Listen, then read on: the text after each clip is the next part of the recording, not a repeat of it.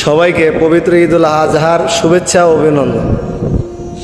শত জল্পনা কল্পনার পরে শেষ হলো আমাদের কুরবানির ঈদ। আল্লাহ তাআলা সবার কুরবানিকে কবুল করুন। কিছুদিন যাবৎ শুধু অনলাইনে ঢুকলেই দেখা যাচ্ছে শুধু গরুর হাট, আর চারদিকে একটাই কুচকাওয়াজ। উচ্চ বংশীয় গরু, নিম্ন বংশীয় গরু, ছোটো গরু, বড় গরু, হিরো আলম, জায়েদ খান, পরিমণি। আমাদের এই গুরু নিয়ে কত ট্রল, কত জল্পনা কল্পনা, মানুষকে শুধু বিনোদন দেই আমরা বাঙালিরা। বাংলাদেশ নামক দেশ যদি পৃথিবীর বুকে না থাকতো তাহলে হয়তো বা মানুষ এত বিনোদন পেত না। যাই হোক, আল্লাহ তাআলার অশেষ মেহেরবানি যে অনেক জল্পনা কল্পনার পরে শেষ হলো আমাদের কুরবানি ঈদ। আল্লাহ তাআলা কুরবানিকে কবুল করুক। হয়তো বা আগামী কুরবানি ঈদ পর্যন্ত হয়তো বা আর এই কুচকাওয়াজ থাকবে না।